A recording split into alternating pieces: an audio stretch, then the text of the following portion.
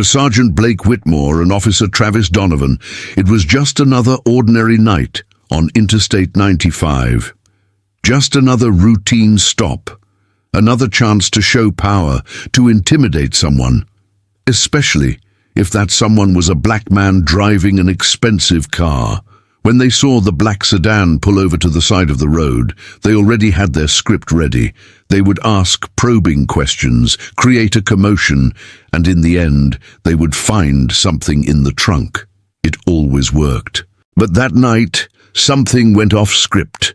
The driver calmly got out of the car, his suit sharp, his watch discreet, his voice serene. His name was Agent Marcus Townsend, and to the two police officers he seemed just another frightened executive, the kind who lowers his head, apologizes, and obeys. While Sergeant Blake Whitmore was searching the vehicle, Officer Travis Donovan pulled a small plastic bag from his pocket. A quick, almost automatic movement. Cocaine, the old trick. All he had to do was find it inside the car, and the story would be written. Another criminal caught red-handed. But what they didn't realize was what Marcus was carrying under his shirt, pinned to his chest. An FBI badge earned in 2 decades of operations against the country's largest criminal organizations. When the handcuffs snapped and the bag of evidence swung in the triumphant hands of the two, Marcus merely raised his gaze, cold, firm, unwavering. "Are they finished?" he asked in a low voice. Within seconds, the sound of sirens echoed down the highway. Vehicles from the Internal Affairs Division surrounded the location, and what began as a farce turned into a carefully planned ambush to expose a corruption scheme that had been going on for months. The two police officers understood too late. The real target was never the driver. They were the target. Before we continue, comment on where you're watching from, and subscribe to the channel because tomorrow's story will leave you breathless. The autumn sun trailed across Charlotte, tinging the trees of Providence Road with gold. The shadows of the elegant buildings and houses stretched out like long, silent lines. Marcus Townsend drummed his fingers on the steering wheel of the black Corolla, keeping time with the gentle rhythm of a saxophone, an instrumental track by the Blue Note Quartet that filled the car with an air of melancholic tranquility. After a tense day of meetings at the FBI's Narcotics Division, that music was the last thread keeping him relaxed. His grey overcoat was neatly folded on the seat beside him, a habit learned in 2 decades of service. Beneath his crisp white shirt, his federal badge rested firmly against his chest, a silent reminder of all he had endured. Traffic was light, and the late afternoon had that calm, affluent suburban feel. Marcus let his mind wander. He thought about dinner, the wine he'd promised to open, the rest he awaited. But the alternating flash of red and blue lights in the rearview mirror broke his reverie. He looked at the speedometer. 62 in a 60-speed zone. He sighed. He pulled the car over, the tires screeching on dry leaves. 2 police officers approached, one from each side. Sergeant Blake Whitmore, tall and with a hardened expression, banged on the glass with his knuckles, with unnecessary force. Marcus calmly lowered the window. "Documents and license," Blake said without a greeting, in a tone that sounded more like an order than a request. The younger officer, Travis Donovan, kept his hand near his holster, trying to appear steady, but his gaze betrayed his nervousness. "Good afternoon, gentlemen," Marcus replied, keeping his voice calm. "May I know the reason for your approach?" Blake frowned. "You were zigzagging back there. Have you been drinking today?" Marcus took a deep breath. "No, sir, just going back home." "That's not what I saw," Blake retorted, snatching the documents from his hands and examining them as if searching for a reason to be suspicious. "Get out of the vehicle." "Officer, I don't believe that's necessary." "I told you to get out of the vehicle!" Blake's voice cut through the air. Marcus felt his pulse quicken, but his gaze remained calm. He'd heard that tone before, not as a law enforcement officer, but as a black man accustomed to the invisible tension that hangs in the air when prejudice wears a uniform. His training took over. Stay calm, obey, survive the moment. "I'm leaving slowly," he warned with slow, calculated gestures. The music continued playing, now as an ironic soundtrack to the unfolding drama. The cool afternoon wind ruffled his tie. Hands on the hood. Marcus obeyed. He felt the cold metal beneath his palms and the curious gaze of a woman with a small dog across the street. She slowed her pace, took out her cell phone. He felt a flash of gratitude. Witnesses matter. "My partner is going to search the car," Blake announced, beginning a harsh, unnecessary body search. "Is there anything else we need to know?" "No, sir, and I do not consent to a search of my vehicle." The sergeant let out a dry laugh. "Consent? How cute. We have probable cause." Marcus heard the sound of the glove compartment opening, the rustling of papers, the metallic clinking of the briefcase being moved. "Police officer," Marcus said firmly. "I'm a federal agent." "Shut up. I'm the one who gives the orders here," Blake retorted, pushing his back harder against the hood. The metallic click of the handcuffs sounded like an omen. Marcus calculated every breath, every possibility. If he revealed too much, they would try to erase everything. If he waited too long, he might lose control. The wind picked up, blowing leaves across the asphalt. More cars slowed down, drivers watching. He counted 3 cell phones recording. The music had stopped. Now, a news bulletin was playing unnoticed through the loudspeakers. "Blake," Travis called, his voice trembling, "you'd better come see this." The sergeant still had his hand on Marcus's shoulder, but turned away impatiently. "What is it now?" Travis took a few slow steps, his face pale. In his hand, he held something, and the golden glint of the FBI badge reflected the late afternoon sun. The air seemed to stand still. Marcus kept his hands on the car, but raised his gaze steadily. He knew that, from that second on, everything would change.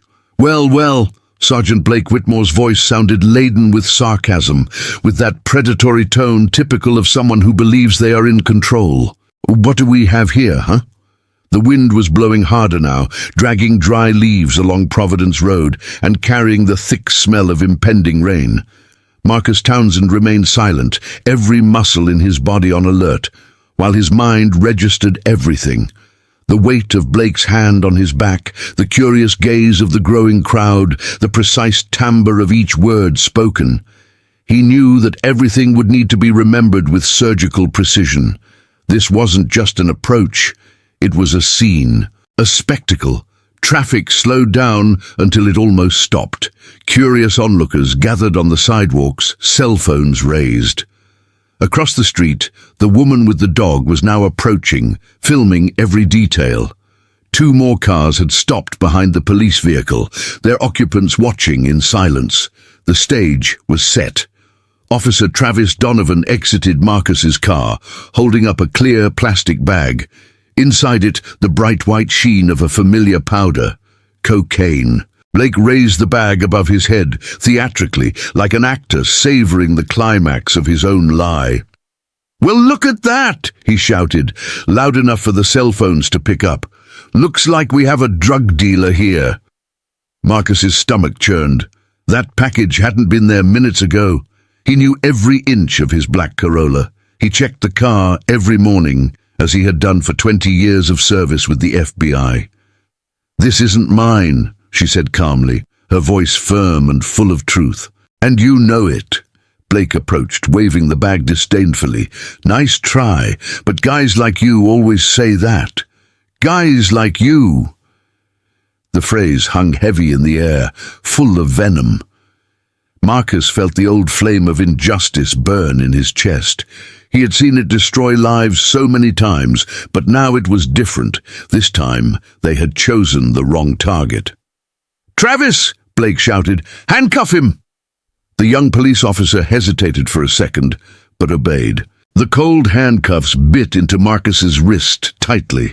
"Be careful with that, son," Marcus murmured without raising his voice. "They don't need to cut off circulation to do their job." Travis paused for a moment, confused, looking at his partner. "Ignore him," Blake yelled. "Tighten those handcuffs." The movement around us increased. Marcus counted 6 people recording, a man in a suit talking on his cell phone, and 2 teenagers on bicycles watching in absolute silence. The sergeant forcefully swung Marcus around by the shoulder, displaying him to the crowd. "You have the right to remain silent," he said with feigned solemnity. "Anything you say can and will be used against you." The irony of the legal ritual did not escape Marcus's notice. He observed every detail as one might analyze a crime scene.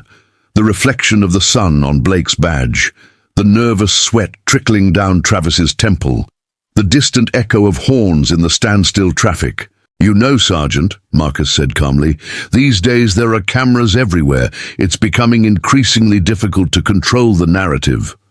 Blake's gaze darkened. The grip on his arm tightened. "Is that a threat? Just one observation." "Keep talking too much, Doctor. Let's see how this ends up at the police station." Officer Travis opened the back door of the patrol car. Her face betrayed the inner conflict. She knew something was wrong, but she didn't have the courage to confront her partner. Blake pushed Marcus toward the police car, demonstrating the power he believed he possessed. The handcuffs were so tight that the metal was cutting into the skin. Marcus maintained his balance, even as he was being pushed.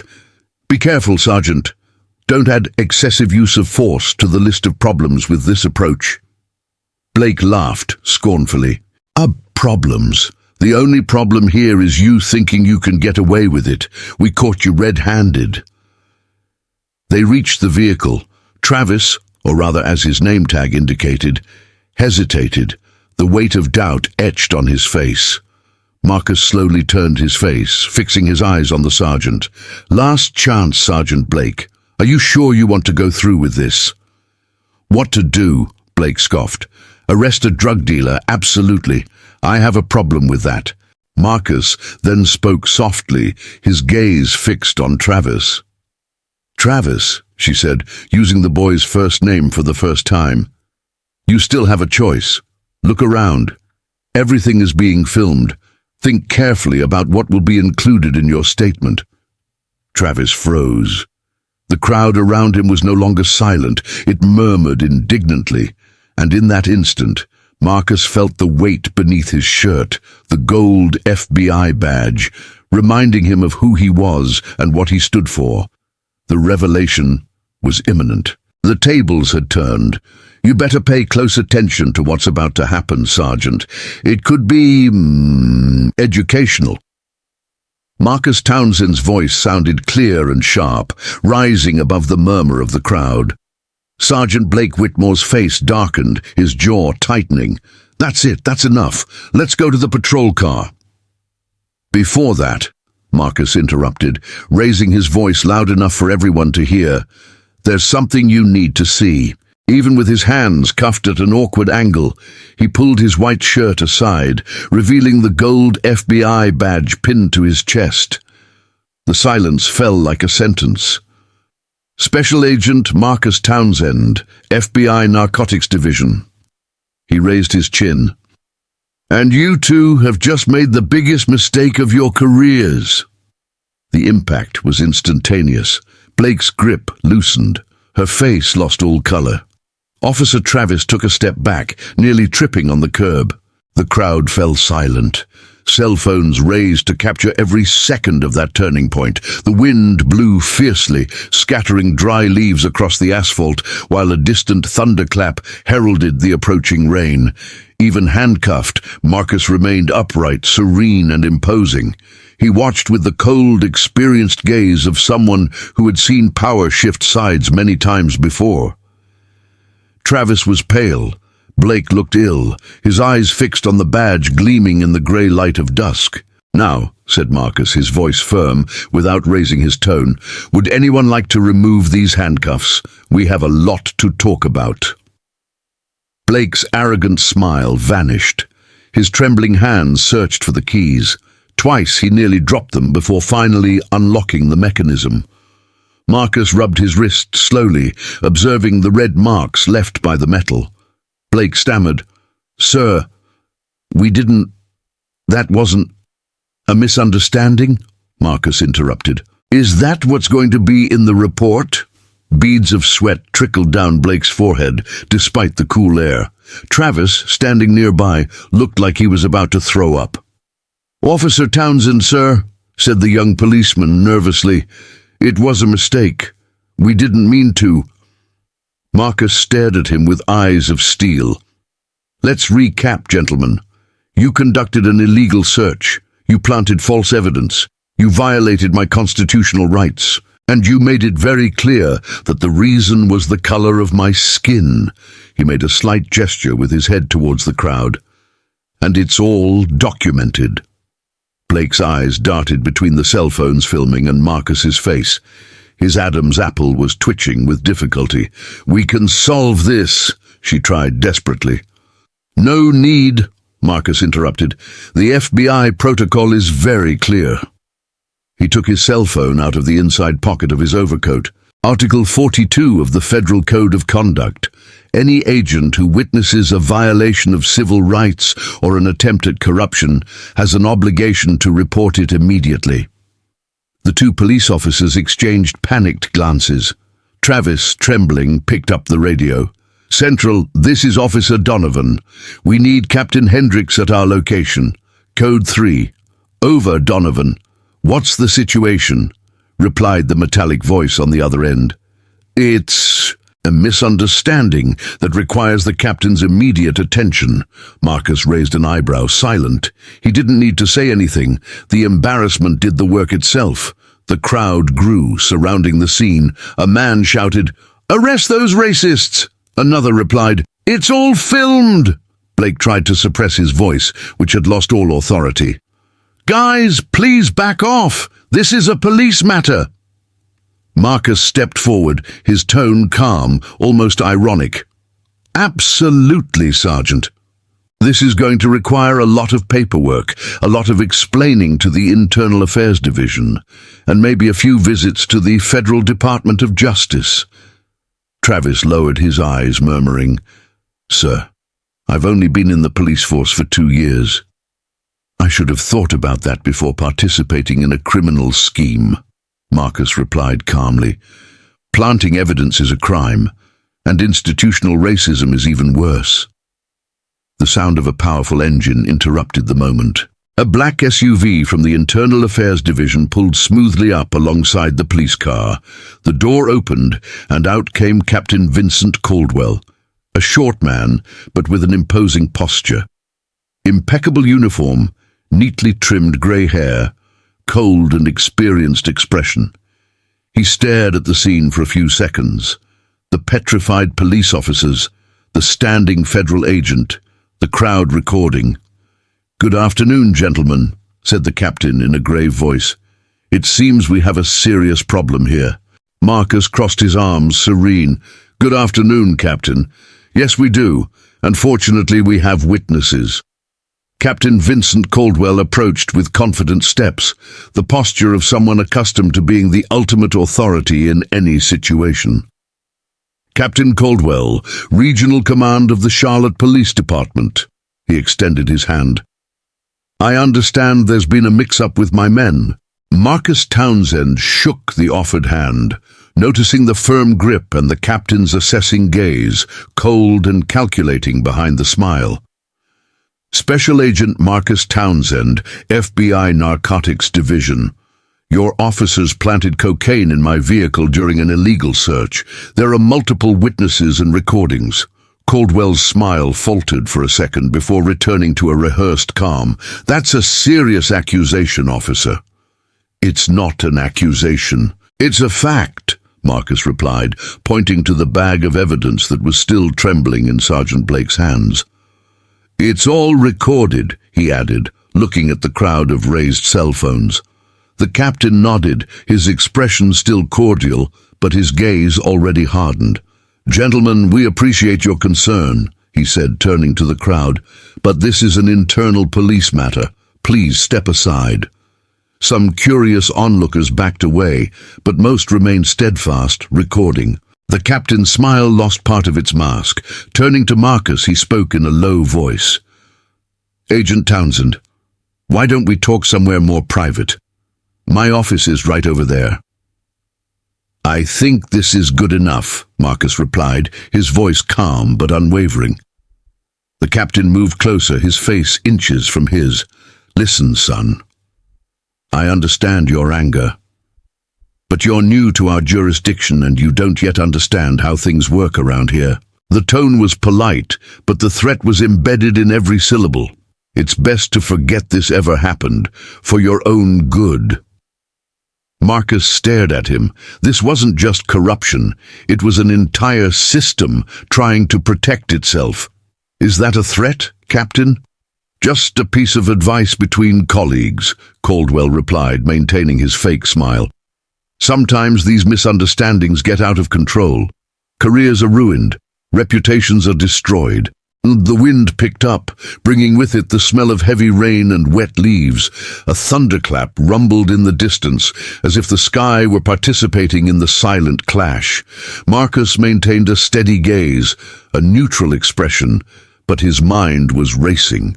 20 years in the FBI had taught him to recognize threats disguised as advice, and that warning set off every alarm bell he knew. "A mistake?" Marcus repeated, his voice now slightly harsher. "Your officers conducted an illegal search, planted evidence, and violated constitutional rights. That's not a mistake, Captain. It's a criminal pattern." Caldwell's smile hardened, losing its veneer of cordiality. "Agent Townsend, you seem like an intelligent man. Don't complicate your career because of a misunderstanding." He gestured to the crowd. "These people don't understand what police work is like. The difficult decisions, the danger, the pressure. Sometimes things get complicated." The soft tone, the studied control, the restrained cynicism. Marcus knew that type. Blake and Travis, a few meters away, looked like two reprimanded students, motionless, avoiding eye contact with the captain or the federal agent. "There's nothing complicated about planting evidence, Captain," Marcus retorted firmly. "That's premeditation, corruption, a crime." The first drops of rain began to fall, dotting the asphalt. Caldwell's mask slipped a little. "You know how it is here," he said in a lower voice. "Documents get lost, evidence disappears, witnesses change their stories. Even the recordings, sometimes they cease to exist."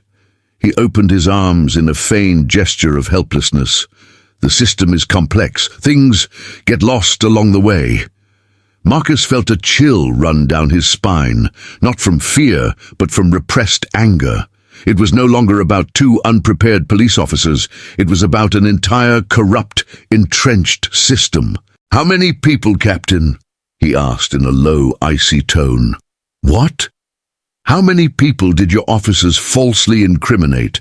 How many are imprisoned today because of this lost evidence?" A muscle in Caldwell's jaw twitched. "That's dangerous speculation, Agent. The kind that could end a federal agent's career." Marcus picked up his cell phone, calmly typing something in a way that the captain could see. "Then I'd better add attempted intimidation of a federal agent to the report." Caldwell's smile vanished. He moved even closer, growling, "You're not the first outsider who thought he could clean up our city." "Stranger?" Marcus repeated, his gaze sharp. "Yes. And do you know what happens to those who don't understand their place? Bad things." The connotation was clear, the racial venom seeping beneath the veneer of authority. Marcus looked him in the eyes, the rain now falling steadily, heavy drops echoing on the hoods of the vehicles. "My place, Captain," he said, his voice calm but with the strength of someone carrying a purpose. "My place is to enforce the law. All of it, even the parts you've learned to ignore." The thunder rumbled just above, sealing the tension in the air. The rain finally poured down, washing away the dust, but not the weight of the truth. Captain Vincent Caldwell's face darkened like the heavy clouds gathering over Charlotte. "Last chance, Agent," he said softly, with the same venomous tone of someone who has learned to mask threats with politeness. "Go away. Record this as a routine approach. No problem."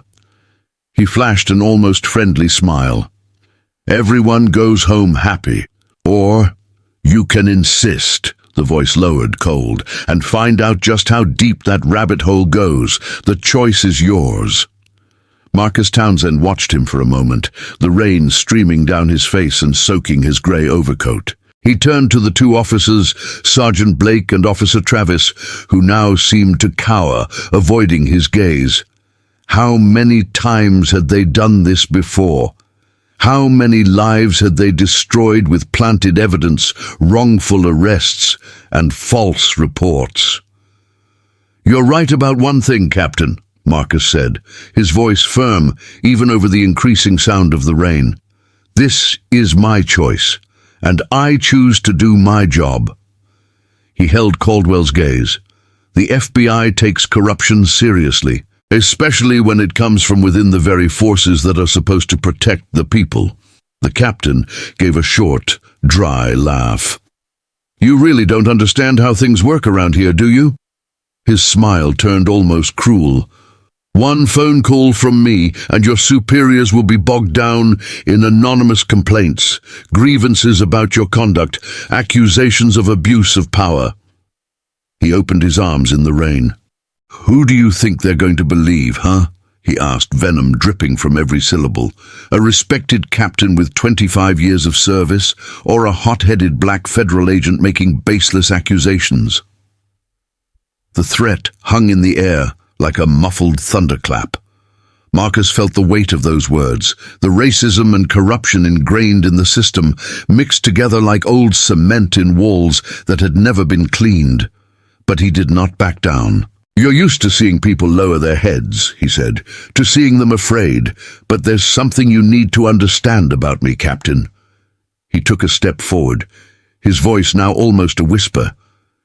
"I've spent my whole life dealing with people like you, and I'm very good at what I do."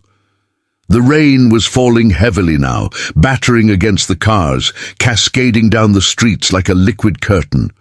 Neither of them moved. It was a silent duel, authority versus integrity. Finally, Caldwell took a deep breath and said, "Get in the car and drive away." The smile returned, but it was cold, devoid of human warmth. "Forget it ever happened, or not. The choice is yours. But remember, you were warned." Marcus kept his gaze on him for a few more seconds, then turned and walked towards the black Corolla. As he drove in, he could see in the rearview mirror the captain talking to Blake and Travis. They were all trying to appear calm, but their nervousness was evident. The engine purred as it started, and Marcus drove off slowly, his hands firmly on the steering wheel, his jaw clenched with tension. They thought he would give up, that they would bury it like they buried so many other accusations. But they were wrong.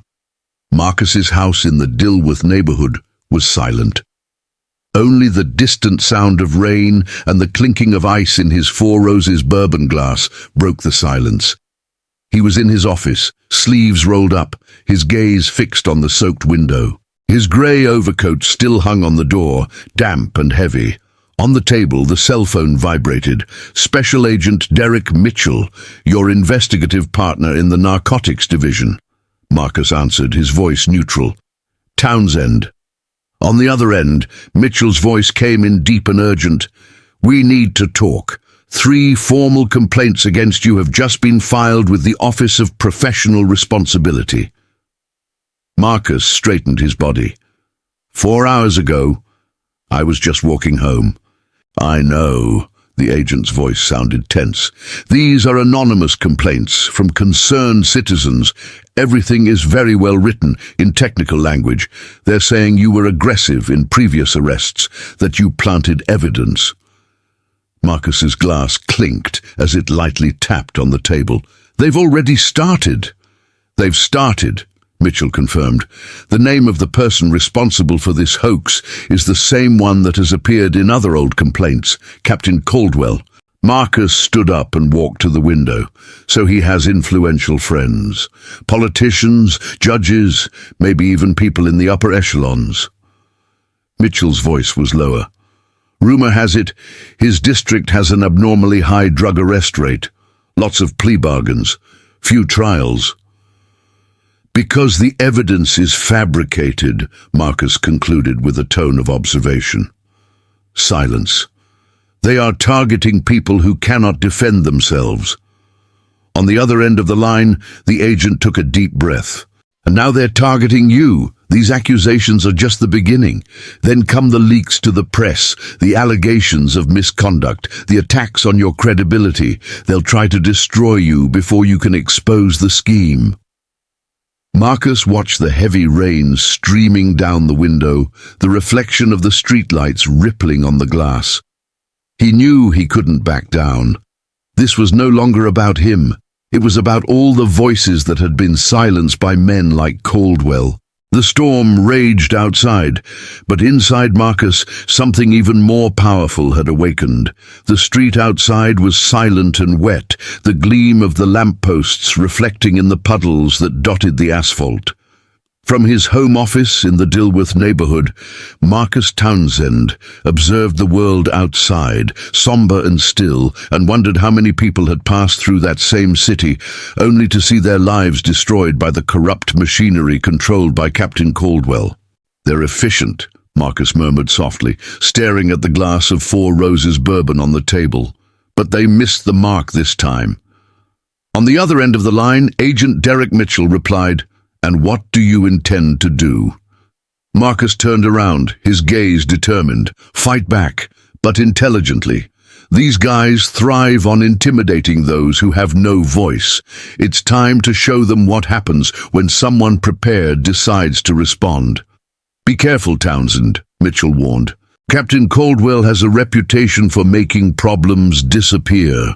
Marcus smiled slightly. "Thanks for the heads up, Derek. I owe you one." As soon as he hung up, he opened the FBI's corporate laptop and accessed an encrypted channel of the Integrated Investigation System, the agency's internal database. Marcus's security clearance granted him access to confidential files and records that few others could see. It started with Sergeant Blake and Officer Travis. "Let's see how dirty you really are," he muttered, his fingers flying across the keyboard. The screens began to fill with numbers, reports, and statistics. Over the past 3 years, Blake and Travis had made an unusually high number of arrests for drug trafficking, almost all involving young people from underprivileged neighborhoods, mostly during nighttime raids. The quantities of drugs seized were always similar, enough to justify serious charges, but too small to attract the attention of the FBI. Marcus opened a new document and began to assemble operational patterns. Same neighborhoods, same circumstances, same copied and pasted reports. The evidence always turned up in the same places: glove compartments under seats, false bottoms in cars, perfect locations for someone wanting to plant something without being noticed. Then he accessed the records of the Mecklenburg County Court. The hearings revealed an even more disturbing pattern. Quick settlements, public defenders recommending confessions to avoid long sentences, evidence mysteriously disappearing, witnesses changing their testimony from 1 week to the next. Marcus's bourbon was forgotten. He typed non-stop, cross-referencing dates, prisons, judges and prosecutors. Within minutes, a map of corruption began to form before his eyes. The phone vibrated again. A new message from Mitchell. "They've just filed 2 more complaints against you. They allege that you've been aggressive with informants and that you might be accepting bribes." Marcus closed his eyes for a second, taking a deep breath. "They're acting fast. They want to bury me before I have time to react." "Exactly," the agent replied. "That's how they do it. They create the scandal before the truth comes out." Marcus leaned back in his chair, looking at the grey overcoat still hanging there, still damp from the rain. "I knew the war had started," He opened another database. This time, the database of assets seized in operations by the Charlotte Police Department. Reports from the Caldwell district showed an even clearer pattern. Luxury cars, cash, real estate, electronics, all confiscated in trafficking operations. And almost all of the money went directly into the corporation's internal funds. "It's not just prejudice," Marcus murmured. "It's business." The scheme was perfect in its perversion. Target, residents of poor neighborhoods. Tactic, planting drugs. Result, forced confessions, quick deals, confiscated assets, profit, power, and money. Marcus began scribbling in a notebook, sketching connections, dates, names, and value streams. I knew I needed more than statistics. I needed witnesses, documents, and someone willing to talk. It was then that Officer Travis's face came to mind. The young man had trembled during the encounter. The fear in his eyes was real. Perhaps there was a crack there, a restless conscience. The following morning, the Mecklenburg County Courthouse stood imposingly under the cloudy sky, its stone columns casting long shadows over the wet steps. Marcus straightened his navy blue suit, replacing his old overcoat. Today, more than ever, he needed to look like the federal agent he was. The public archive in the basement smelled of old paper and suspicion, long corridors, white lights, and a silence that seemed to hold secrets. At the reception, a woman with an impeccable updo was organizing stacks of papers. "Ms. Patricia Chambers, good morning." Marcus presented his FBI identification. "I need access to arrest records and case files related to 2 police officers, Sergeant Blake Whitmore and Officer Travis Donovan." Her hands paused for a moment. "There are many files, sir. Very active police officers." "I can imagine. Let's start with the last 6 months." She led him to a small room in the back. Box after box began to arrive. Yellowed folders, stamped reports, copies of depositions. Each paper was a fragment of the truth, and Marcus knew that if he could piece them all together, he would bring down an entire empire of corruption. Night had fallen on Charlotte. Outside, the street was silent, only the glow of the lamps reflecting in the puddles left by the rain. Inside the Mecklenburg County Court Archive, the air smelled of dust and old paper. Marcus Townsend typed on his FBI laptop, his eyes fixed on the screen, the sound of the keyboard filling the silence. In the spreadsheet he was creating, names, dates, locations, and accusations began to reveal a chilling pattern. Deshaun Porter, 19 years old. Stopped at a police checkpoint for a broken taillight. Cocaine found under the seat. Terrell Jackson, 22. Stopped for suspicious driving. Crack cocaine found in the glove compartment. Jamal Williams, 20. Routine check. Ecstasy in the trunk. All residents of the outskirts of the city, all young, all accused of trafficking based on small quantities of drugs, discovered during police stops. Marcus examined the reports with surgical precision. The evidence always appeared in identical locations, under the seat, in the glove compartment, on the passenger floor. Perfect places for someone wanting to plant something quickly. The quantities were also similar, enough to ruin a life, but not enough to justify a federal investigation. A soft voice pulled him from his thoughts.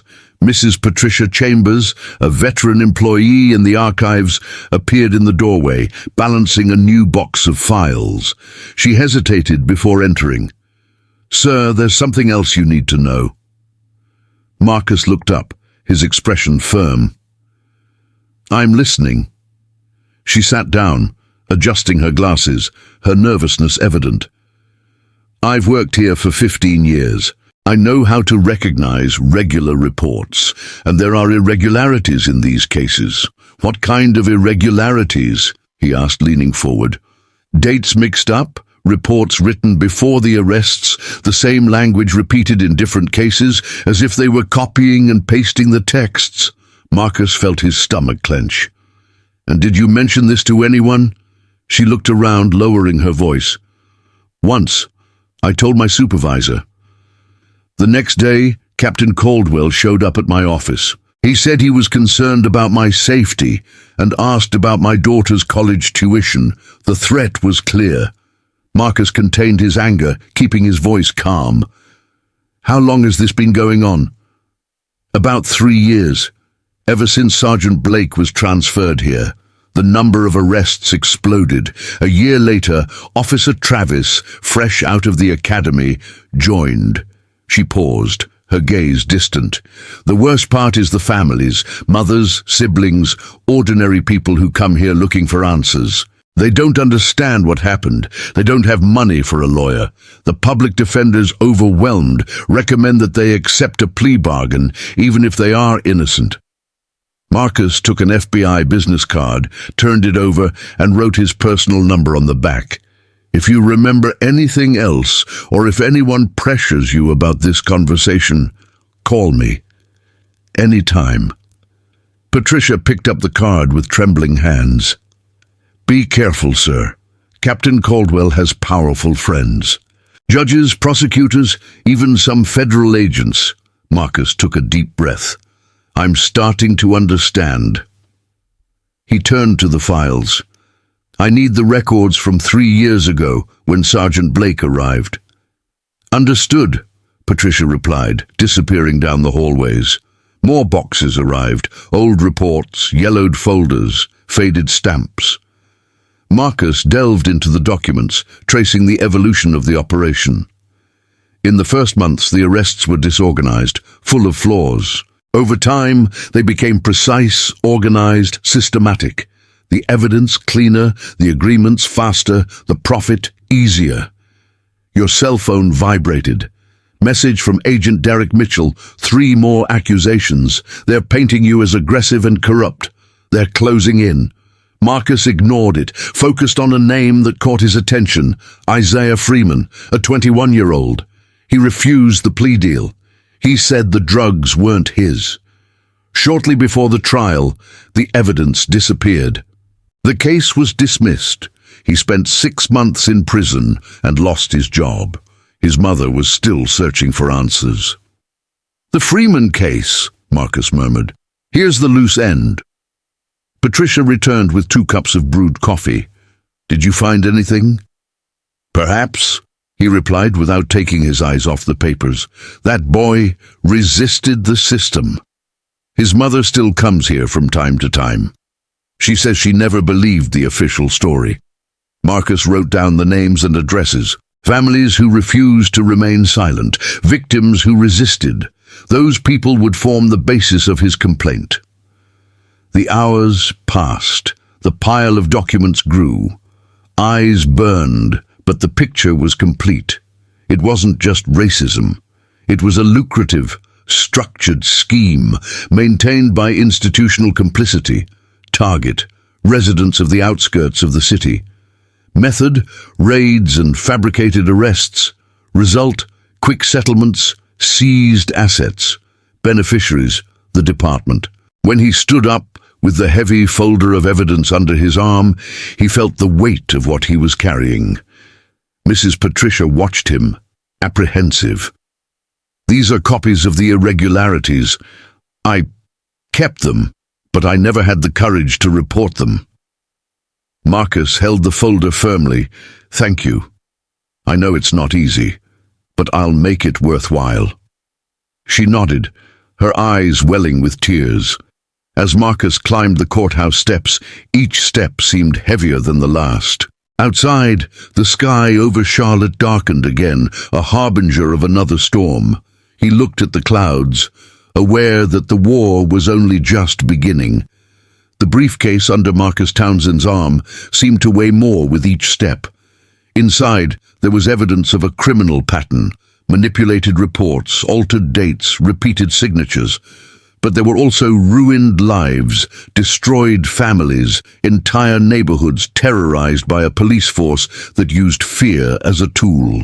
Marcus's first stop was a simple single-story house with flower beds and an American flag waving on the porch.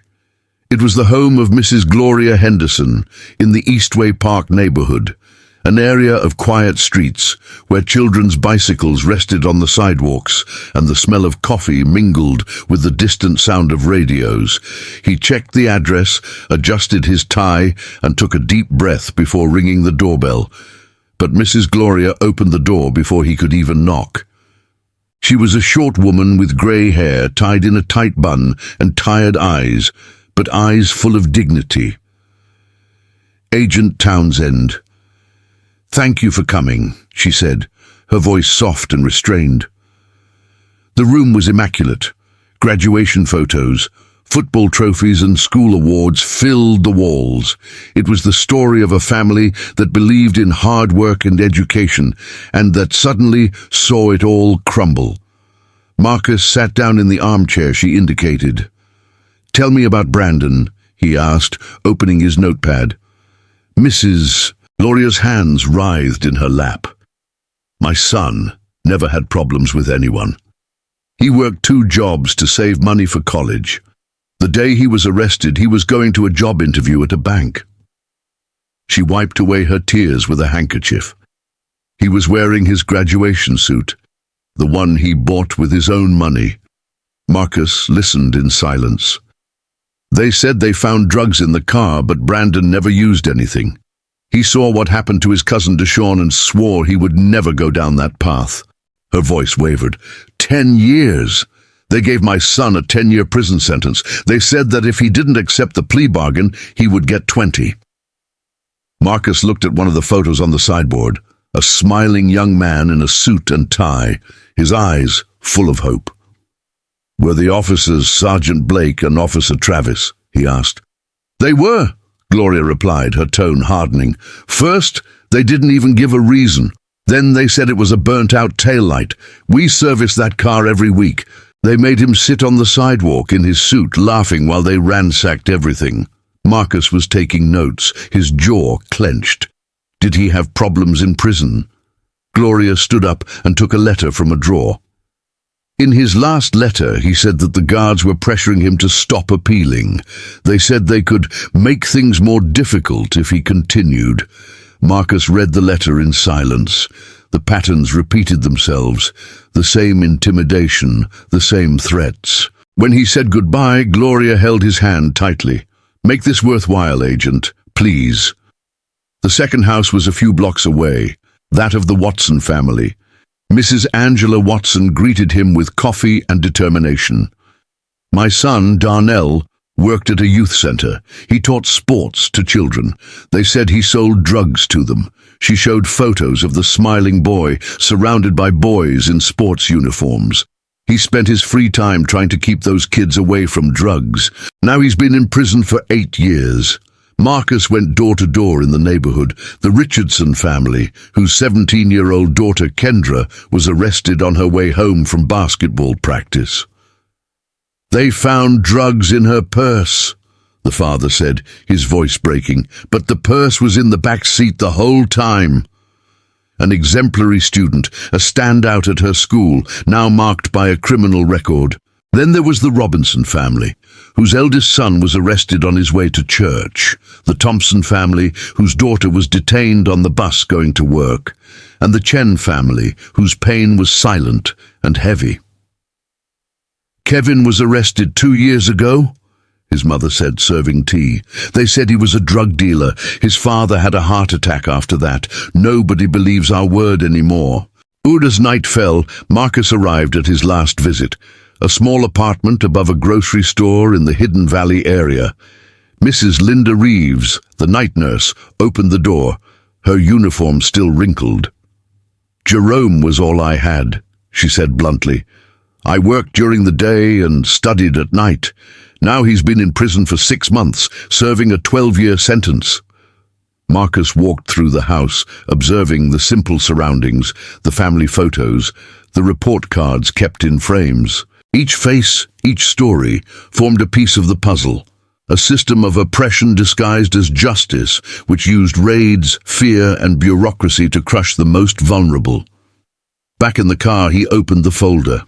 Patterns, dates, signatures, enough evidence to expose not just 2 corrupt police officers, but an entire structure built to protect the lie. Outside, the clouds were gathering again over Charlotte. Marcus knew that night would bring no rest, only the certainty that the real confrontation was about to begin. Jerome looked after his little sister every night, while his mother, Mrs. Linda Reeves, worked at the hospital. He never left her alone. He never had problems with anyone, she explained, her voice breaking while the girl drew in a corner of the room. That night, he had only gone to the market to buy milk. Marcus took notes silently. The pattern was always the same. Routine approach, aggressive search, drugs appearing as if by magic. Jerome accepted the plea deal because he feared leaving his sister alone if he was sentenced to a longer term.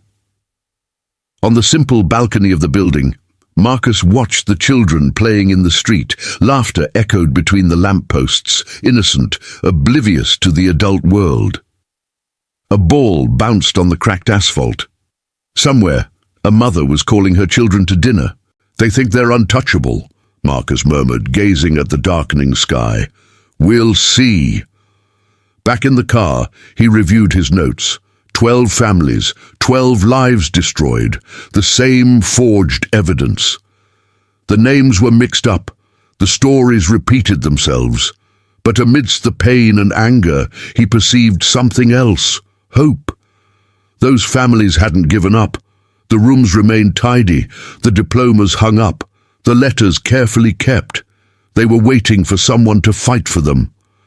The following morning, Marcus parked in front of an elegant commercial building in downtown Atlanta. On the glass facade, in gold lettering, it read, "Sterling and Associates, Civil Rights Law Firm." He straightened his suit, held the file folder, and went inside. The receptionist glanced suspiciously at his FBI badge before letting him in. The office vibrated with energy. Legal assistants hurried between stacks of files. The phones rang incessantly. The walls displayed framed headlines about legal victories against police abuse and institutional racism. Dr. Naomi Sterling's office reflected the strength of her reputation. Diplomas and awards shared space with photos of protests and landmark hearings. She stood when Marcus entered, a confident woman in her early 30s, wearing a navy blue suit, her hair neatly braided, and with a direct gaze. "Agent Townsend," he said, his handshake firm. "Your message mentioned police corruption. You have 15 minutes to convince me that this is worth my time." Marcus nodded, opening his briefcase and placing the neatly organized files on the table. 12 families, all with children arrested for drug trafficking, all approached by the same 2 police officers, all with falsified evidence. Naomi leafed through the first file without emotion. "The police plant evidence all the time, officer," he said impassively. "What makes these cases different?" Marcus took a deep breath. "Because now they've chosen the wrong target. I'm the youngest of them." Her gaze lifted. Marcus recounted the fabricated approach, the planted drugs, and the threats made by Captain Caldwell. "They didn't know I was from the FBI. Now they're trying to destroy me before I can expose everything." "And why did you come to me?" Naomi asked, crossing her arms. Marcus stared at her. "Your reputation. The Montgomery case last year. You took on 3 police departments and won. And the Williams case, which revealed the racial profiling in the raids. You don't back down." A slight smile curved Naomi's lips. "Flattery noted, but these cases are long, expensive, and Captain Caldwell has friends in high places." Marcus opened his laptop and rotated the screen toward her. "I have proof. Photos of Blake and Travis meeting with known drug dealers, inconsistent bank deposits, reports from court officials about missing evidence, and a statistical report showing that 92% of those arrested were young people from underprivileged neighborhoods with no prior criminal record." Naomi leaned forward, her gaze hardening. Skepticism was turning into focus. "The FBI teaches you to be meticulous, huh?" he commented, flipping through the pages. "I'm good at what I do," Marcus replied, "but these men are destroying lives, and no one is stopping them." Naomi stood up, crossing her arms. Do you have any idea what you're asking for? Taking on corrupt police officers is dangerous. But if Caldwell has the reach you claim, this could cost him his career, maybe even his life. Marcus kept his gaze steady. They're already fabricating accusations against me.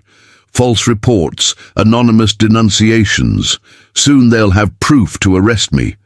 That's why I need to act now. Naomi walked to the window, observing the movement of the avenue below. These families, did you speak to all of them? Yes, they all still believe in justice. They still hope to be heard. She held up one of the photos, Brandon Henderson in a suit, smiling. Good young people, lost futures, and all because of a system he prefers to destroy rather than fix. After a long silence, Naomi turned around. Justice is expensive, Agent Townsend, and the system was designed to protect itself. Marcus crossed his arms. That's why I need you. Marcus leaned forward, his gaze steady, his voice low but full of conviction. You know how to confront the system, how to make it work for those it's supposed to protect.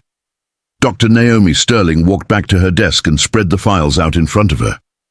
If I accept this case, and it's still a big if, I'll need everything. Every piece of evidence, every testimony, every contradiction in the reports. Nothing omitted. Marcus nodded.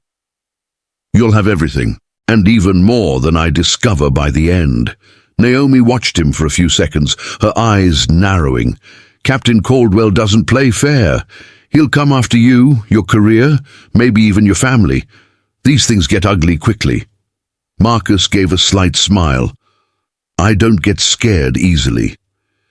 It should, she replied seriously. Fear keeps us alive. It makes us review evidence 3 times, protect witnesses, verify sources. People who are too fearless make mistakes. Marcus crossed his arms. So let's just say I'm cautiously determined. Naomi stared at him for a long moment before replying, These families deserve justice. And these police officers deserve the consequences, Marcus added. And the captain needs to learn that he's not above the law. She picked up a notepad and sat down. Tell me everything again, every detail of the approach, everything the captain said. I want to know everything. During the next hour, Marcus recounted everything, from the staged raid to the disappearance of the evidence, to the network of protection within the department. Naomi took notes non-stop, her sharp questions searching for loopholes, flaws, and contradictions. Her initial skepticism transformed into intense concentration. When he finished, she put down her pen and asked one last question. Why risk everything? You have a solid career, stability, respect. Why throw it all away? Marcus remained silent for a few seconds. Then he replied softly, Because 20 years ago, I was Brandon Henderson. Clean record, bright future, wrong place at the wrong time.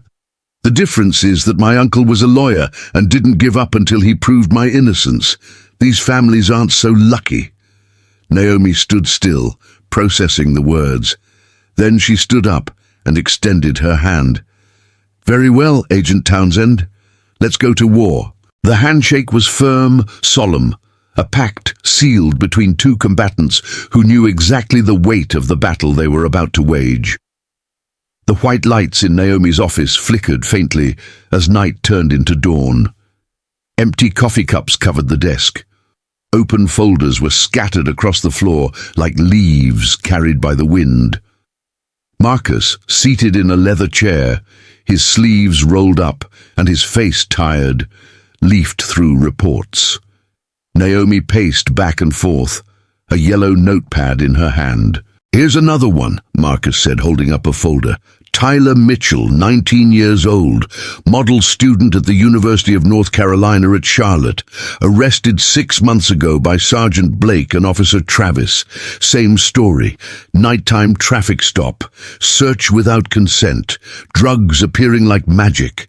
Naomi leaned over his shoulder, reviewing the report. Let me guess, Drugs found under the passenger seat, in a location that had already been searched. Marcus nodded. Just like me, just like Brandon Henderson, they don't even bother to change the script. Naomi picked up a marker and wrote the name Tyler Mitchell on the whiteboard, connecting it with red lines to other names. The web of corruption grew before their eyes.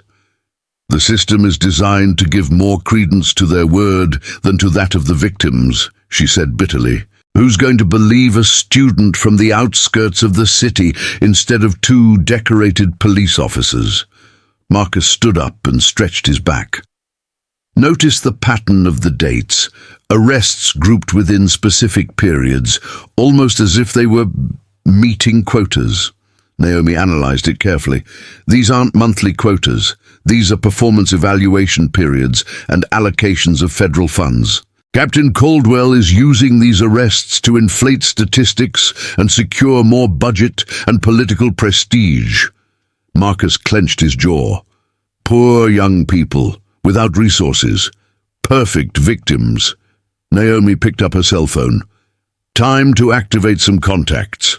I have friends at the Office of Professional Responsibility and the Public Defender's Office. Marcus grabbed his secure phone and stepped away, making quick, discreet calls. The office fell into a tense silence, broken only by the clicks of the keyboard and the distant sound of early morning traffic. 20 minutes later, he returned with a grim expression. I received something interesting. Naomi looked up. What kind of something? A map, he replied, opening his laptop. Captain Caldwell's district area has a curious blind spot. She approached. Blind spot? Marcus enlarged the map. Neighborhoods where drug trafficking runs rampant, and there are no arrests on record. Meanwhile, in middle-class neighborhoods, they conduct daily raids, arrest workers, students, and plant evidence. Naomi crossed her arms, her gaze fixed on the screen. They are protecting the real drug traffickers. Exactly, Marcus confirmed. They don't fight crime, they manage it. The silence that followed was heavy. They both knew what it meant. From that point on, it was no longer just a legal case.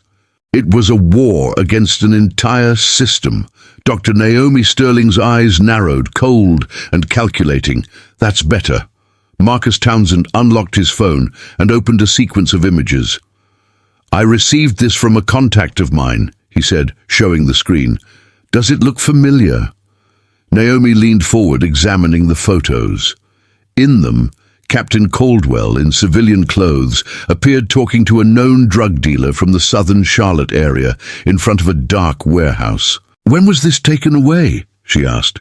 3 months ago, Marcus replied. The FBI had been investigating the organization, but its operations were being compromised. Now we know why. Naomi straightened up, her gaze gaining a determined glint. He's playing both sides. Exactly, said Marcus. He pretends to fight crime, but protects the big drug traffickers while arresting innocent people to maintain his tough guy image. Naomi began pacing around the office, her mind racing. He keeps the drug trade running, takes his cut, and even uses fabricated arrest statistics to gain funding and prestige. The political bosses love it. And the drug dealers are grateful, Marcus added. It's the perfect disguise, the hero of the department who cleans up the streets while the system gets richer. She stopped in front of the whiteboard, scribbling forcefully. So that's it. A cycle. The powerful profit, the innocent are imprisoned, and those who try to expose them fall. Marcus nodded. That's what they tried to do to me. Naomi took a deep breath. This is bigger than just clearing his name. We are facing a systemic corruption scheme involving criminal association, violation of civil rights, and possibly international money laundering. Marcus opened the laptop and pulled out new files, deposits into overseas accounts, Cayman Islands, Bahamas, transactions consistent with bribery. If we trace the flow, we have more than just indications. We have proof. Naomi picked up the notepad and began to write. And the judges? Is there a pattern? Marcus consulted his notes. 3 judges handled most of the cases involving fabricated arrests.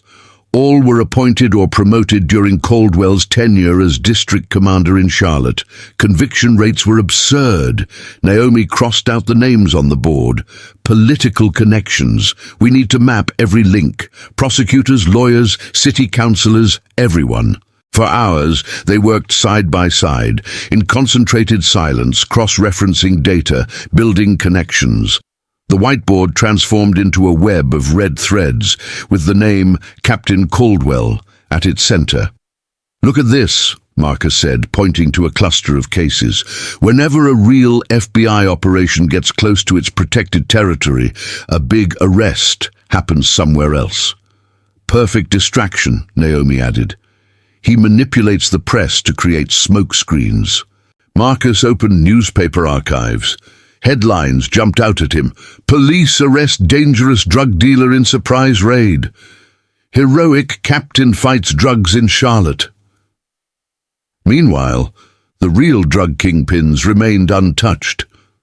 Naomi stared at the crowded canvas, her face contorted with anger and focus. It's not just about corrupt police officers. It's about an entire system that profits from destroying the lives of poor people. Marcus crossed his arms. The captain is just the visible face. Behind him are judges, politicians, maybe even federal agents. Naomi walked to the table, closing the folder of evidence with a dry snap. "If we can expose this, we won't just be freeing innocent people. We'll be making the whole country see what they've been hiding for decades." Marcus looked her in the eyes. "Then let's shake up the system." The next morning, the mirror reflected Marcus's tense face. He adjusted his tie in front of the bathroom window in his FBI office. It was the day of the press conference. His cell phone vibrated, a message from Dr. Naomi. "Everything confirmed, 2 p.m. the country will hear." He took a deep breath, grabbed the evidence folder, and left the bathroom. Colleagues passed him in the hallway, waving casually, oblivious to the bomb that was about to explode. Suddenly, the hurried sound of footsteps behind. "Townsend, in my office, now," ordered Supervisory Special Agent Raymond Parker, the head of the unit. Marcus entered, and the supervisor pointed to the television mounted on the wall. On the screen, the CNN logo flashed beneath the title card, "FBI agent accused of falsifying evidence." Marcus's stomach sank. His photo appeared in full screen.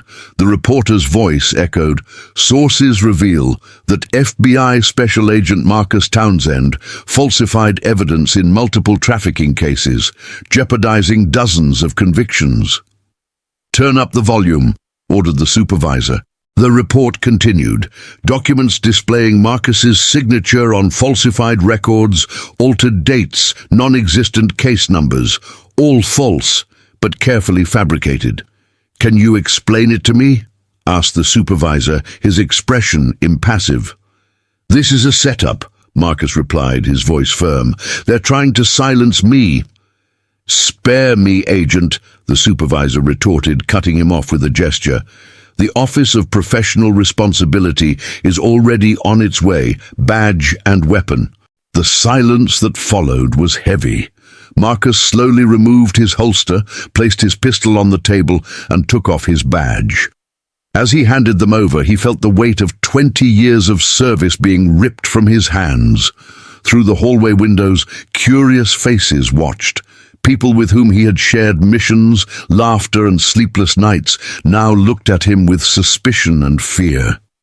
In seconds, Marcus Townsend went from agent to accused. But deep down he knew what was beginning there was not the end. It was the firing line of a war that was only just beginning. "Investigation underway. You are suspended without pay." The voice of Special Supervisor Agent Raymond Parker sounded cold and decisive. "Go home, Townsend, and don't leave town." The walk down the FBI hallway seemed endless. Colleagues who had previously greeted him now looked away. Some whispered, others simply watched in silence. Only Emily Chen, his partner of many years, looked at him with concern, but even she didn't dare say a word. Outside, the press awaited him like vultures. Flashes went off with every step he took toward the car. "Agent Townsend, how long have you been falsifying evidence? How many innocent people have you put in prison?" The questions cut through the air like blades. The irony was suffocating, accused of crimes he had spent his life fighting. Your cell phone vibrated. "Naomi," she answered, her voice hoarse. "They cancelled the press conference," she said tensely. "My partners are scared. They told me to stay away from the case." Marcus engaged the gear, his gaze fixed on the avenue. Captain Caldwell acted first. "You're destroying my credibility before the truth even comes out." "That's bad, Marcus," Naomi replied. "These documents look authentic. They have case numbers, dates, your digital signature." "He has someone inside the FBI," Marcus said. "Someone with access to the internal systems. Go home. Be quiet. Let me use my contacts." Upon arriving at the building in Dilworth, the scene was heartbreaking. Neighbors who had previously greeted him crossed the street upon seeing him. Mrs. Susan Hayes, who had been carrying Christmas cookies for him for 10 years, closed her curtains as soon as she saw him through the window. The phone wouldn't stop ringing. Anonymous, aggressive messages. "A corrupt police officer is getting what he deserves. How many lives have you destroyed? He'll rot in jail." Emails from journalists, social media notifications, inflammatory comments. His reputation was being assassinated in real time. The sun had set, but he didn't turn on the lights. He sat in the dark kitchen, the badge he'd received earlier on the table. The glint of the metal in the moonlight seemed to mock him. Everything he had believed he represented, justice, honor, courage, now symbolized shame and betrayal. The doorbell rang. Marcus hesitated before looking through the peephole. On the other side was Robert Watson, the father of Tyler, the young man unjustly imprisoned. He opened the door. "Mr. Townsend," Robert's voice trembled. "You said you were going to help my son. Now I see you in the newspaper just like them." Marcus tried to explain. "The news is false. They're trying to destroy me." Robert shook his head, tears welling in his eyes. "My son wanted to be an engineer. Now he's just another number." He turned and walked away. "I should have known that trusting the system is a losing game again." The door slammed shut. Marcus stood there, motionless. The sound of the blow echoed louder than any accusation. Back in the kitchen, the silence was absolute. Your phone vibrated. Anonymous message. "Drop that, or next time it won't be a bag, it'll be a body." Another message. "We know where you live. Accidents happen. Think carefully." The air felt heavier. Outside, a car drove slowly, its headlights sweeping across the apartment walls. Marcus watched, tense, as the shadow moved by the window. The landline rang. Almost no one had that number. He let it ring until it went to voicemail. Emily Chen's voice sounded weak, a whisper. "Marcus, don't trust anyone in the office. They're going through your files, looking for anything to bury you with. Be careful." The call dropped. Silence again. Marcus remained motionless, his gaze fixed on the badge on the table. He remembered the day he earned it, the pride, the promise to change the system from within. Now he understood. The system didn't want to be changed. 3 days dragged on. The news wouldn't leave him alone. Every hour, new revelations, forged messages, fake accounts, non-existent witnesses. The living room became a dark cave. Curtains drawn, TV off, empty plates on the table. The man who had once been a symbol of integrity now lived hidden from his own shadow. The doorbell rang again. Marcus ignored it. Then a voice came from the other side of the door. "Marcus Townsend, open that door right now, or I swear I'll stay here screaming until the whole street comes out to see." It was Naomi's voice, determined, impossible to ignore. Marcus took a deep breath and, for the first time in days, rose from the darkness. He could picture her, hands on her hips, a fierce, impatient look in her eyes. Sighing, Marcus Townsend dragged himself to the door and opened it.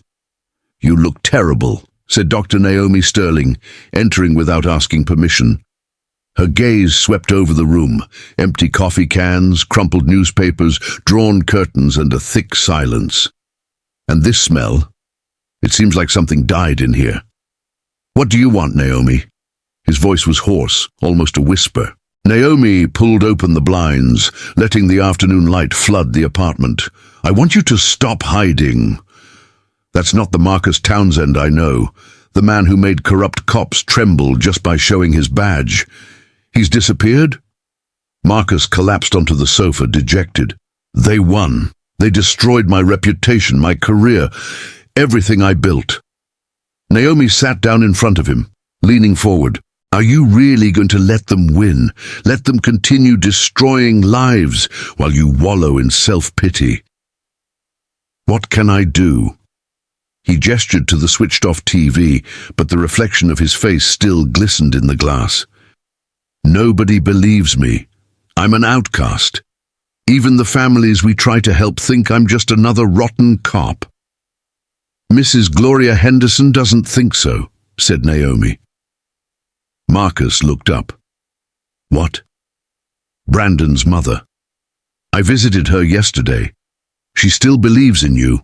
She said her son talks about you in his letters, that you were the only one who truly tried to help him." Marcus took a deep breath. Something inside him stirred, a spark of meaning, but he tried to hold it back. One person doesn't change anything. Naomi picked up her cell phone and started scrolling through messages.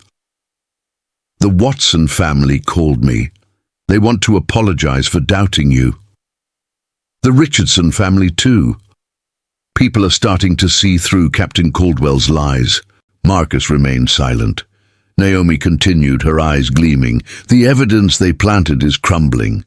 The dates don't match. The signatures don't pass forensic analysis. We can fight, Marcus, but not if you remain locked up here." Marcus began pacing the apartment, tense. "They threatened me." "Not just me," he said, turning to her. "Anyone who tries to help me. I can't put more people at risk." "People are already at risk," Naomi shouted. "Every single day because of these vermin. Do you think you're protecting anyone by giving up? You're just making it easier for them to continue." Before Marcus could answer, there was a knock at the door. Silence. He walked slowly, looked through the peephole. It was the postman. He sighed and opened the door. Amidst the bills and insults, a different envelope. Thick paper, stamped with the North Carolina Central Penitentiary stamp. His hands trembled as he opened it. "Dear Agent Townsend, my mother told me what's happening. I want you to know that I believe you. Inside here we see corrupt police officers every day, but you are different. You tried to help. Sometimes I think about giving up, but then I remember my mother. And you. Don't let them win, sir. We need people like you out there. With respect, Brandon Henderson." Marcus read the letter twice before handing it to Naomi. She read it silently. "This boy is imprisoned because of the system I tried to fight, and yet he writes to me, telling me not to give up." Marcus's voice broke. Naomi gazed at him, serene. "And what are you going to do about it?" Marcus stood motionless for a moment. Then he went to his room. From the closet, he took out his old dark wool overcoat, the same one he was wearing the day Sergeant Blake and Officer Travis stopped him. In the bathroom mirror, his reflection stared back at him, unshaven, dark circles under his eyes, hunched shoulders. But as he straightened his jacket, his posture returned. The man he once was reappeared. "They think they can bury me with fake papers. I've been with the FBI for 20 years. I know how to track money, connections, secrets. I know where to press to make a rotten system crumble." Naomi smiled slightly. "Now that's more like it. That's the Marcus Townsend I know." He straightened his tie. "They want to play dirty. The voice came out firm, cold, resolute. Time to get dirty too. His mind was already working at full speed. Parallel lines of investigation, fake accounts, informants, strategic leaks. He knew where to start. Every criminal organization had cracks. Every corrupt system had a flaw. And Captain Caldwell, with all his arrogance, had made the biggest mistake of all. He pushed an honest man to the point where he had nothing left to lose. As Marcus Townsend reread Brandon Henderson's letter, he felt the last vestiges of despair evaporate. They had tried to destroy him to protect their own decay. But without realizing it, they had freed him. Now he had nothing left to lose. 2 weeks later, the First Baptist Church of Atlanta was packed. The wooden pews creaked under the weight of mothers, fathers, and siblings whose faces bore the marks of injustice. Crews from CNN, Fox News, and NBC huddled in the back, cameras and microphones at the ready. Near the altar, Dr. Naomi Sterling paced back and forth, adjusting her notes. She had convinced those families, the forgotten victims of Captain Caldwell's corruption, to speak publicly. Many were still afraid, but seeing others stand up ignited something collective, a spark of courage. "Ready?" Marcus asked quietly. Naomi nodded, adjusting her blazer. "These people are scared, but determined." "Then let's let them speak first. Connection before evidence," he replied. Mrs. Gloria Henderson was the first to ascend the podium. Her hands trembled, but her voice sounded clear, amplified by the microphone. "My son Brandon was 19 years old when he was arrested. An exemplary student on scholarship for American football, he dreamed of being a teacher. Police officers Sergeant Blake Whitmore and Officer Travis Donovan said they found drugs in his car during a traffic stop." She paused, wiping her eyes. "It's the same story they told dozens of mothers here. The same raid, the same drugs, the same lies." The silence in the church was thick. Reporters scribbled frantically, cell phones recorded. In the background, Marcus noticed 2 uniformed police officers observing everything, probably informants for Captain Caldwell. One by one, the families took to the podium. The stories repeated themselves like a broken record of impunity: fabricated arrests, planted evidence, coerced confessions, lives destroyed.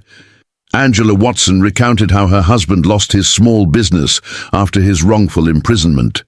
The Thompson family showed a photo of their son, Darnell, graduating in engineering, the ceremony in which he appeared handcuffed, accused of hiding cocaine in his books.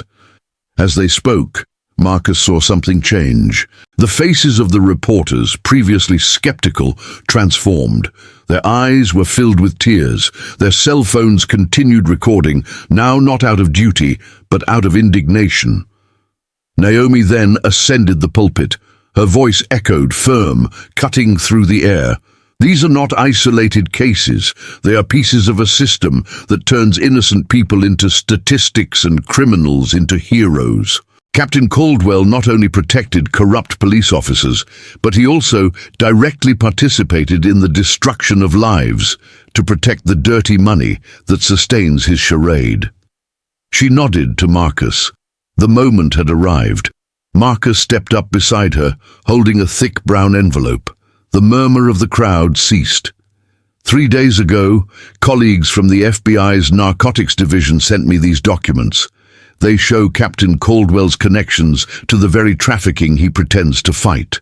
Marcus presented the first piece of evidence, a surveillance photo showing the captain in civilian clothes, talking to traffickers from the Southern Cartel organization in a warehouse in the southern Charlotte area.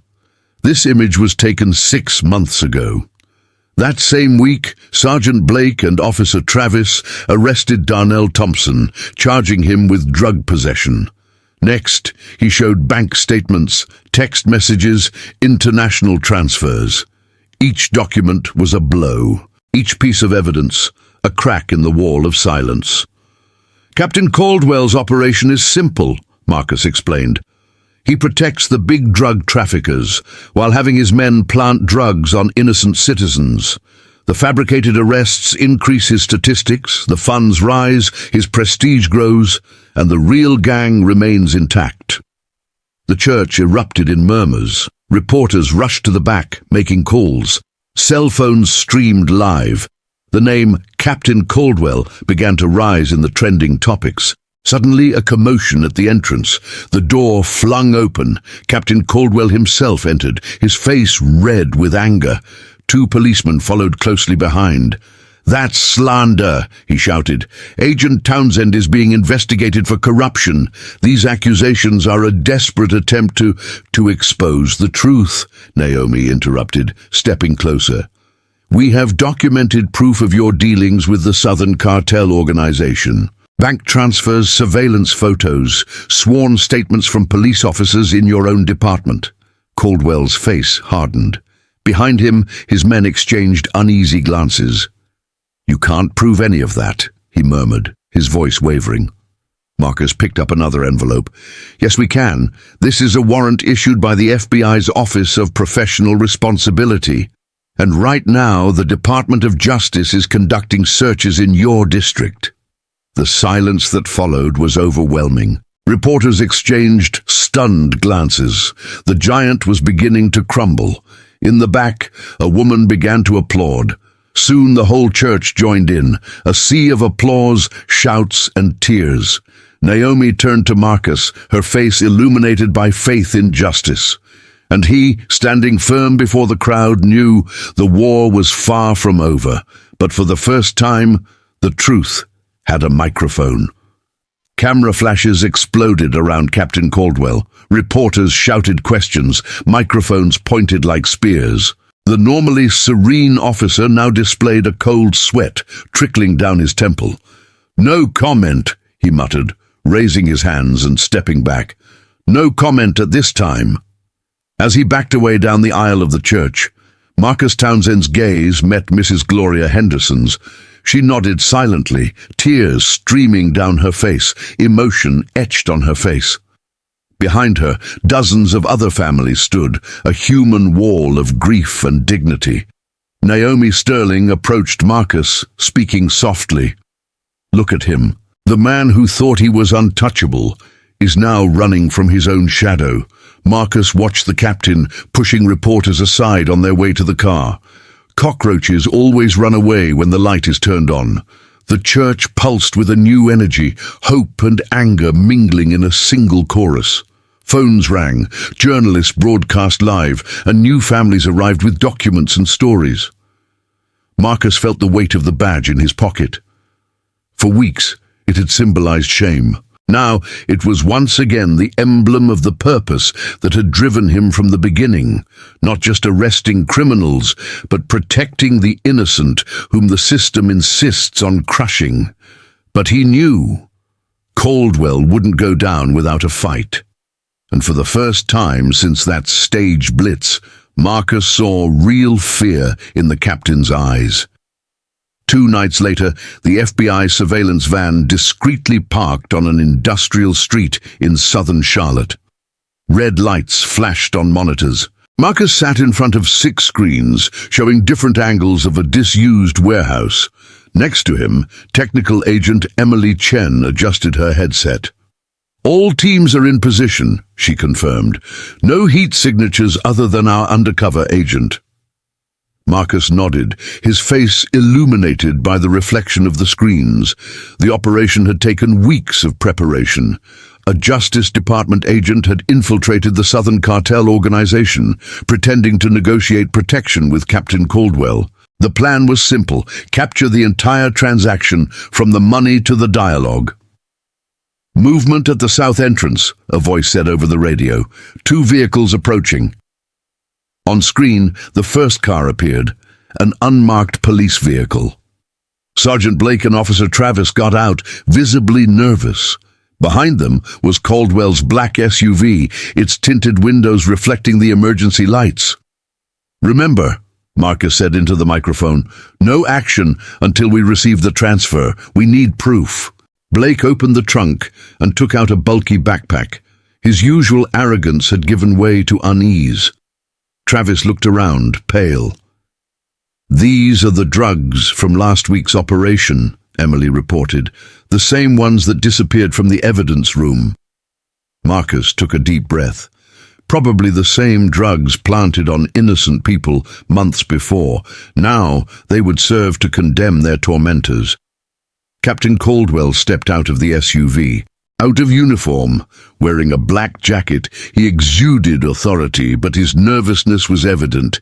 He kept adjusting his collar, his gaze restless. "Live audio," a technician reported. The sound echoed from the van's speakers. "Is everything there?" Caldwell asked, his voice echoing in the empty warehouse. "Shipment complete, boss," Blake replied. "We've logged it as destroyed material in the system, as you instructed." "Excellent," said Caldwell, glancing at his watch. "The buyer will be here shortly. Stay alert. This is a big one." Officer Travis swallowed hard. "Sir, regarding Agent Townsend's evidence—" "Shut up," Caldwell interrupted curtly. "That's already settled. Focus on today's work." Marcus and Emily exchanged quick glances. They needed him to talk more, to incriminate himself completely. A third car appeared on the radar. The undercover agent got out, playing the role of a cartel representative. Suit, unshaven, cold expression. "Good evening, Captain," he said, flashing a cynical smile. "My client sends his regards and payment for your loyalty." "It's always a pleasure doing business with reliable people," Caldwell replied. "Officer Blake has his merchandise." Marcus leaned forward, his eyes fixed on the screen. The moment of the trap. Blake unzipped his backpack, revealing dozens of carefully wrapped plastic packages. The undercover agent pretended to inspect the contents, nodding in approval. "It's all there," said Caldwell. "Now the payment." Marcus took a deep breath. The final blow was about to happen. Emily looked at him and murmured, "Ready to turn on the light, boss?" Marcus picked up the radio, his voice firm. "All units, in action." The undercover agent slowly opened his briefcase, revealing stacks of banknotes carefully tied together with rubber bands. $300,000, as agreed, he said, "and a bonus for the favors rendered to our organization." Captain Caldwell flashed a cold smile, reaching for the money. Marcus, watching from the screens inside the surveillance van, held his breath. His finger hovered over the radio button. "Actually," Caldwell hesitated, his tone heavy with arrogance. "We're going to make $400,000. Agent Townsend's religious presentation cost me dearly in public relations." It was the final confession, the missing piece. Marcus pressed the button. "Execute. All units, advance." The warehouse in the southern region exploded in perfectly coordinated chaos. Doors were smashed open. White lights flooded the space. FBI and Justice Department agents emerged from the shadows, weapons drawn. "FBI, hands on your head. Kneel down now." Sergeant Blake froze, raising his hands. Officer Travis, trembling, tried to back away, but tripped and fell. Caldwell, however, reacted like a cornered beast. He shoved the undercover agent and ran toward the SUV. Marcus was already outside. The captain took 3 steps, and Marcus knocked him down with a swift blow, his face hitting the car's hood hard. "You're under arrest," Marcus said calmly, applying the handcuffs with veteran efficiency. Caldwell struggled, his face contorted with hatred. "You have no idea what you're doing. I have contacts. I have protection." Marcus interrupted him firmly. "You have the right to remain silent. I suggest you take advantage of it." Around them, the operation unfolded with surgical precision. Experts photographed the money, the packets of cocaine, the weapons.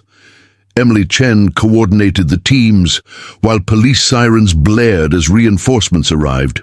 Too late to save her boss. Marcus turned the captain around, forcing him to face him.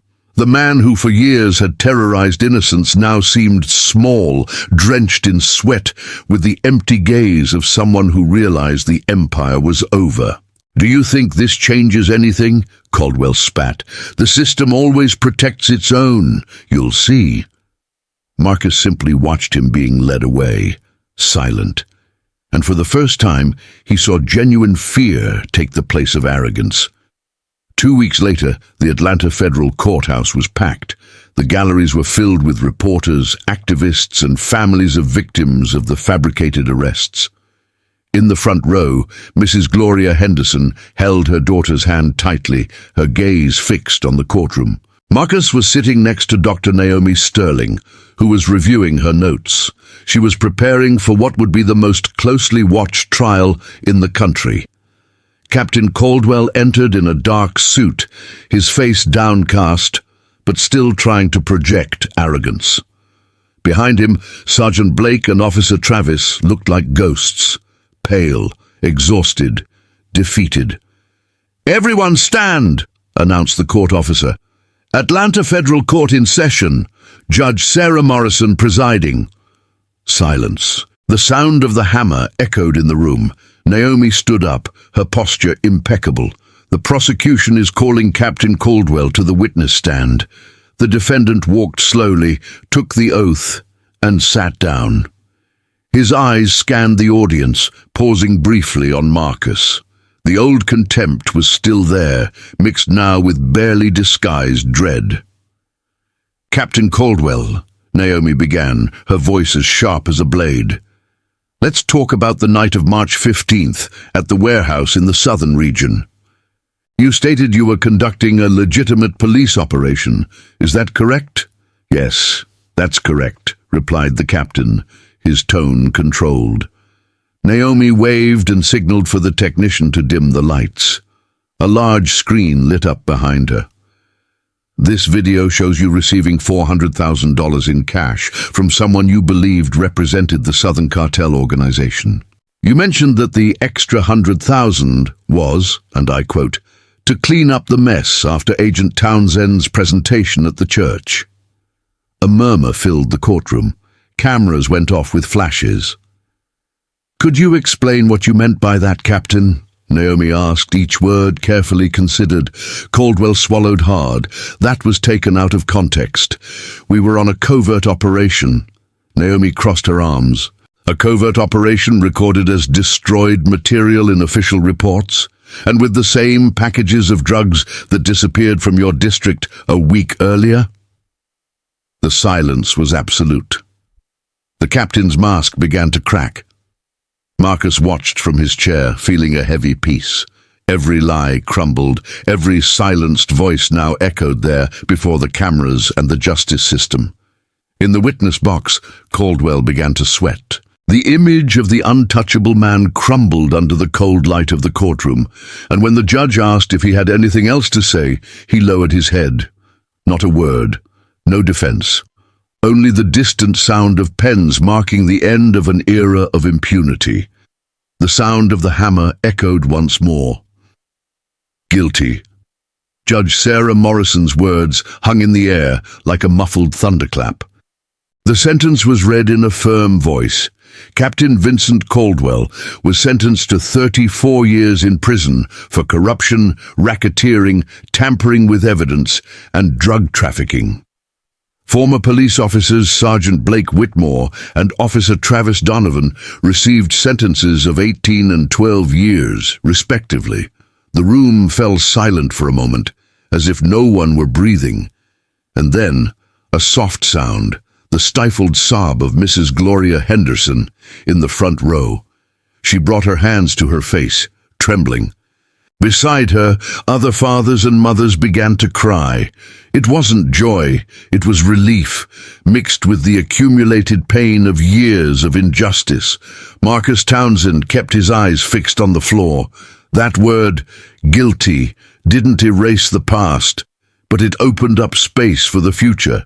He remembered every face he'd seen destroyed by the system, every family that had closed their doors to him when he himself was accused. And Brandon Henderson's letter, written from inside a cell, saying, "Don't let them win, sir. We need people like you out there." The judge asked for silence. All cases handled by Captain Caldwell and his subordinates will be reviewed by the Department of Justice. I further order the immediate re-evaluation of the convictions of Brandon Henderson, Darnell Thompson, and other potentially innocent defendants. The murmur grew louder. Reporters rushed outside, cell phones in hand, while cameras captured the moment when justice, at last, ceased to be a promise and became an act. Naomi Sterling, standing next to Marcus, closed her notebook with a tired sigh. "You got what you wanted," she said, almost in a whisper. "No," Marcus replied after a moment. "I got what they needed." The two looked at each other. There was no euphoria, only a kind of worn-out peace, won at the cost of invisible scars. 2 weeks later, the morning sun streamed through the stained-glass windows of the First Baptist Church of Atlanta. The pews were full again, but now there were no reporters or spotlights, just families, ordinary people breathing the same air and sharing the same victory. Brandon Henderson was there, free, thin, his gaze matured by the unjust time he had spent in prison. When he saw Marcus enter, he offered a restrained smile. "I thought you weren't coming," said the boy. "And missed the first day of your new life," Marcus replied, extending his hand to her. Brandon hesitated, then hugged him. "You kept your word." Marcus smiled, his gaze distant. "And you reminded me why I got into this." The church filled with voices and restrained laughter. Families hugged, shared stories, and the wounds left by the system began, at last, to heal. At the altar, Naomi was addressing the group. "Justice is not vengeance, it is correction, and every innocent face that returns to freedom is a reminder that power, without vigilance, corrupts even those it swears to protect." Marcus watched in silence, feeling the weight of the past few months dissipate. The FBI badge was tucked away in his pocket, not as a symbol of authority, but as a reminder of a duty that never ends. Later, he left the church and walked to the square across the street. The sun reflected off the windows of the buildings, and people hurried past, oblivious to the small piece of redemption that had just taken place there. Emily Chen appeared beside him, a cup of coffee in her hand. "The office wants you back, you know. And even, they think you should head the FBI's new Integrity Division." Marcus laughed without enthusiasm. "Integrity? It almost seems like a joke after all this." "That's precisely why," she said, "because now someone who has seen the worst can guarantee the best." He gazed at the horizon. The country seemed the same, chaotic, unequal, unpredictable, but for the first time in a long time, he believed he could change something. "I need to think about it," he replied, with a half-smile. "Perhaps it's time to stop hunting monsters and start teaching others how to recognize them." Emily nodded. "In any case, the country needs you." Marcus watched as she walked away. In his jacket pocket, Brandon's letter, yellowed and folded, still remained with him. He took it out, reading for the umpteenth time the simple words, written in blue pen. "In here, we see corrupt police officers all the time, but you are different. Thank you for trying." Marcus folded the paper and put it away again. He looked at the sky and took a deep breath. The weight that had been carrying him for months seemed at last to be undone. That night, the news broadcasts showed images of the trial. The faces of Caldwell, Blake, and Travis being led to federal prison. The headline blared in large letters. "Corruption network dismantled. Justice is slow, but it comes." But more than the headlines, what resonated was the human impact. Civil rights organizations received new complaints, new stories, and for the first time, people believed that being heard could make a difference. Days later, Marcus returned to the church. The altar was empty, the lights off, the silence absolute.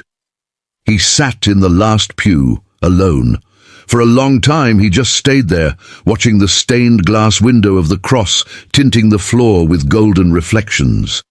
He closed his eyes and murmured, "Sometimes, justice isn't about punishing. It's about preventing the wrong from happening again." When he opened his eyes, he realized the weight inside him had shifted. It was no longer guilt, it was purpose.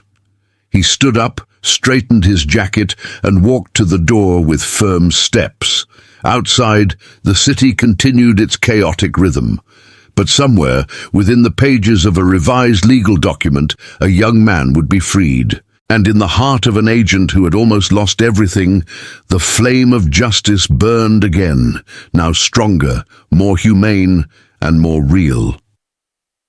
Marcus Townsend's story reminds us that true justice is not born from power, but from the courage of those who decide to confront the system even when all seems lost. How many times do we let fear or disbelief silence us in the face of injustice?